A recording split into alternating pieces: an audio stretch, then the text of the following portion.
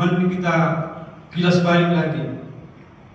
Banyak sebetulnya pembibitan, tapi tujuannya pembibitan ini kita nggak tahu jelas kemana arahnya ini, kan gitu. Makanya pemerintah membuat semacam wadah untuk masyarakat bisa membuat suatu perubahan dalam penanaman dan RHN ini melalui KBR dan KBD. Dari kegiatan-kegiatan ini masyarakat diharapkan mampu berkembang. Jadi bukan hanya ada kegiatan KBR, masyarakat dapat membuat bibit.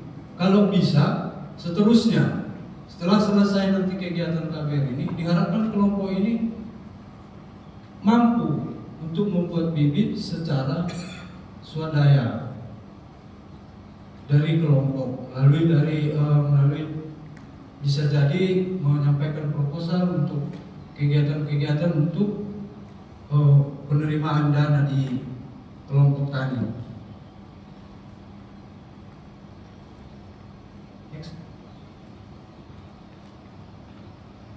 Ini yang sudah dijelaskan semalam, kita skip aja langsung ke penyusunan RPB.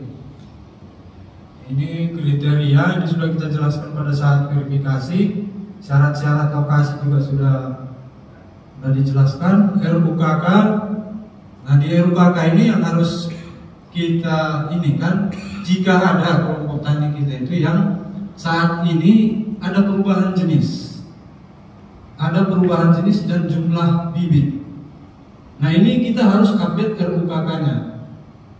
Karena kan menyangkut rencana. Bisa jadi nanti pas prosesnya itu kita rencanakan bibit alpukat 1000 contoh, dan sengon 29.000 contoh gitu kan. Nah, pada saat pelaksanaannya ada perubahan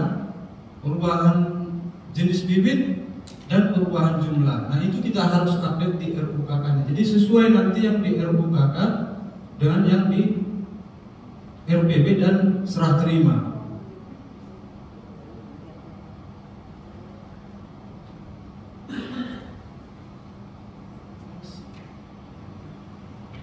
Ini kontrak swakelola, dan ini sudah Bapak Ibu tanda tangan semua kontrak swakelolanya sudah di skip.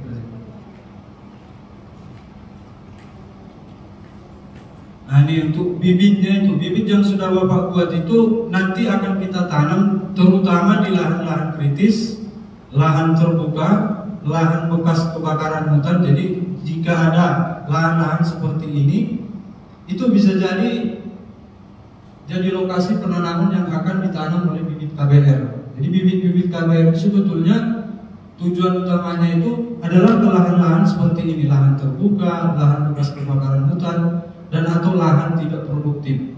Nah, lahan tidak produktif misalnya tidak menutup kemungkinan jika ada di lingkungan pemukiman itu yang misalnya ada lahan ini tidak harus minimal ada luasan nggak ada. Misalnya di lahan pemukiman pun boleh kita tanam, pemukiman masyarakat itu misalnya.